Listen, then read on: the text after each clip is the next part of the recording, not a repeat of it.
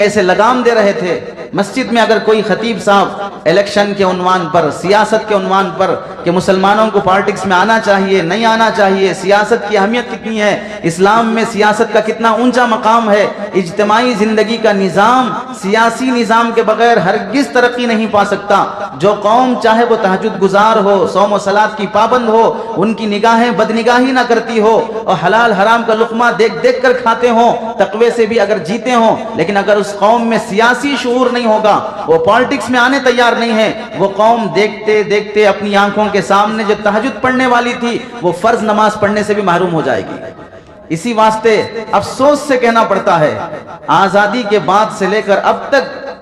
اگر کوئی قوم سب سے زیادہ ذلیل، سب سے زیادہ حقیر، سب سے زیادہ نقصان اور سب سے زیادہ گھاٹے میں اگر رہی ہے تو صرف وہ مسلمان قوم ہے۔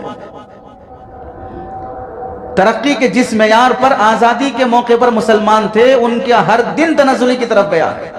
بظاہر تمہیں لگ رہا ہوگا کہ ہم اس سے پہلے تو اسکول نہیں تھے، ہم اسکول کھول لیے، اس سے پہلے مدرسے نہیں تھے، ہم نے مدرسے کھول لیے، اس سے پہلے ہمارے بچے ان پڑھ جاہل گنوار تھے، اب تو ہمارے بچے ایجوکیٹڈ ہو گئے۔ یہ سب چھوٹی چھوٹی چیزیں ہیں جو تمہیں دکھ رہی ہیں۔ اجتماعی طور پر مسلمانوں کا جو سیاسی نقصان ہوا ہے، اس نقصان کی تلافی کے لیے پتہ نہیں کتنے سال لگ جائیں گے پھر مسلمان واپس اس مقام پر پہنچنے کے لیے۔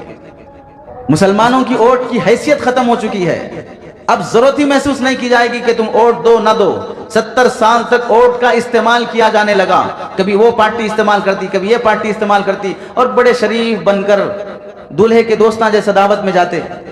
ویسا کبھی یہ دوست کی شادی ہے تو اس دولہے کے ساتھ جا رہے، کبھی وہ دوست کی شادی ہے اس دولہے کے ساتھ جا رہے، کبھی یہ پارٹی لڑنے آ رہی تو مسلمان اس کے ساتھ جا رہا، کبھی وہ پارٹی لڑنے آ رہی تو مسلمان اس کے ساتھ جا رہا۔ کبھی خیال نہیں آیا میرا بھی ایک دن آئے گا کہ مجھے دولہا بننا پڑے گا،